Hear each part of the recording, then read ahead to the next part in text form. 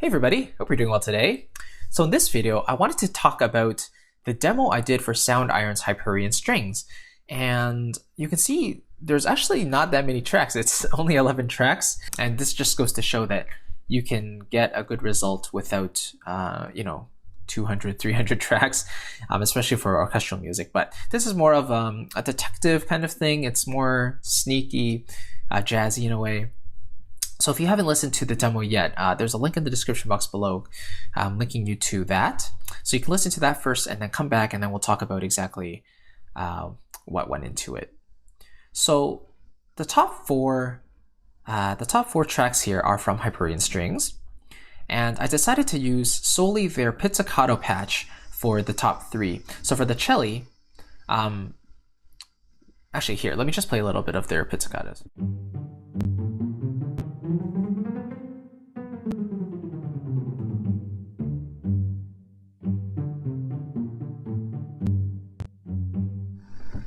So you can hear that sound. It's very, very clean, very detailed, and a nice chamber size, which I really like. Cool. And then in the violas, I'm kind of echoing that up an octave. So actually, maybe I'll just play the cello part a little bit, right? And violas, I'm bringing that up an octave.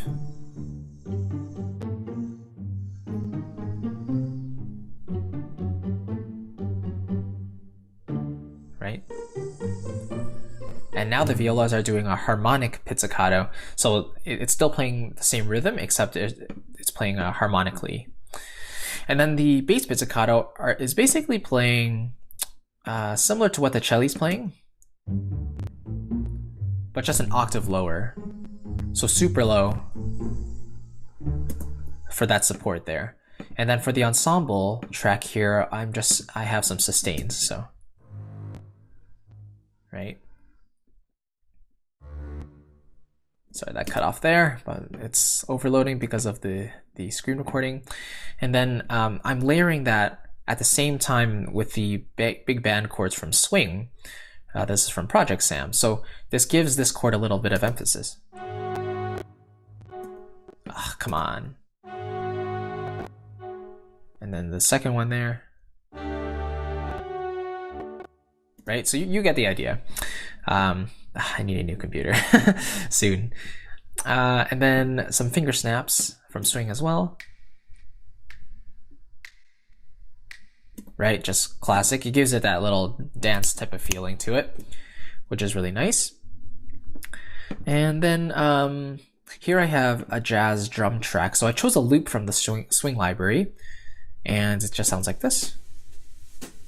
Sounds really good. Really authentic because it's a real recording, right?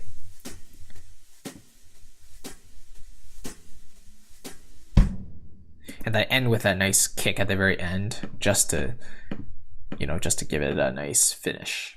So just like that. And then I have some sax shorts also from Swing.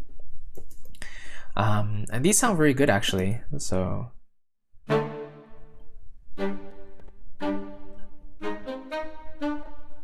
they're just like little stabs, in between on the offbeats. So if you listen to everything together,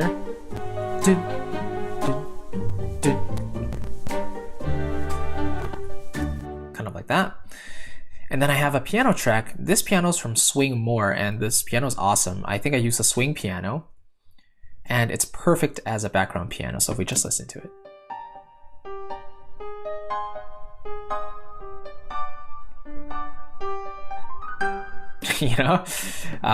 I just love that cocktail sounding piano. It sounds awesome.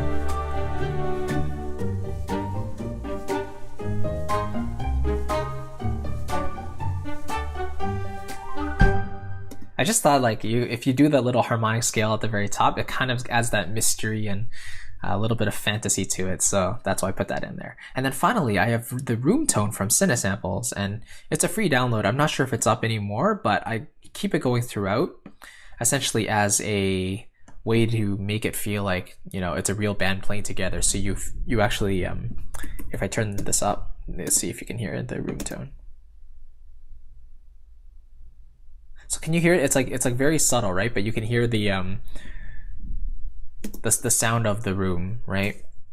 So with that all together, then even from the beginning, the room tone starting at the beginning, you feel that the musicians are actually playing in a room, you know?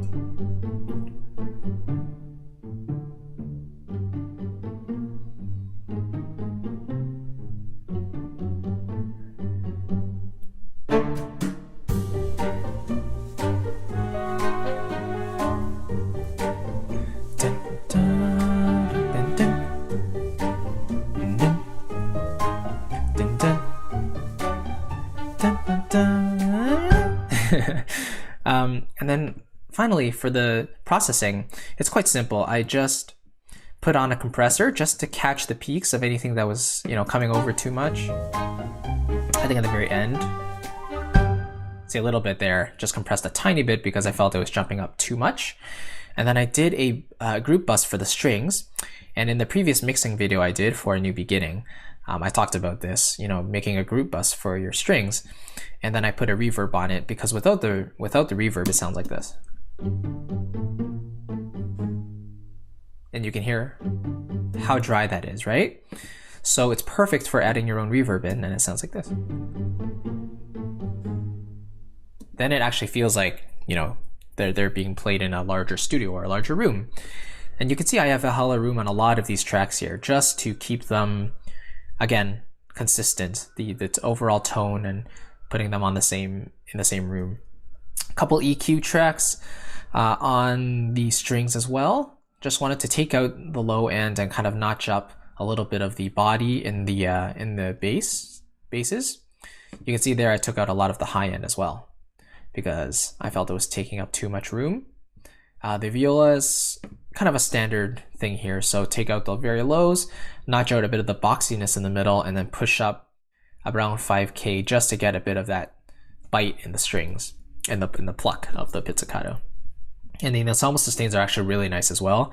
They give a nice organic feel to the chords, the big band chords right there.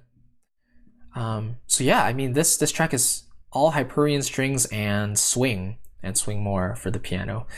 It's really cool. I think it just goes to show that the Hyperion Strings library can be used for so many different styles. People have been doing it for cinematic tracks. Some people are doing for you know, pop and rock tracks, jazz tracks as well. So in my case, I did it for more of a jazzy type of thing, like a noir type of style. And I love the pizzicato sound of it.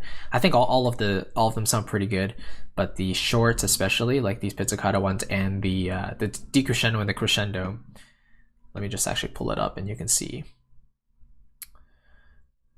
So right here, so you can see my pizzicatos are there, but the crescendo and the decrescendo longs also sound very, very good. And I talked about that in my review of the library, which you can watch. I'll put a link in the description as well. So there we go. So those are the libraries. So you can see how much of swing and swing more for the piano. There we go, and the synth samples room tone right there. But that's basically it. That's how I wrote the demo and a bit of the processing there as well. Hope you enjoyed it. Please let me know any of your thoughts. I really appreciate you watching. Thank you so much, and I'll see you in the next video. Have a good one. Bye.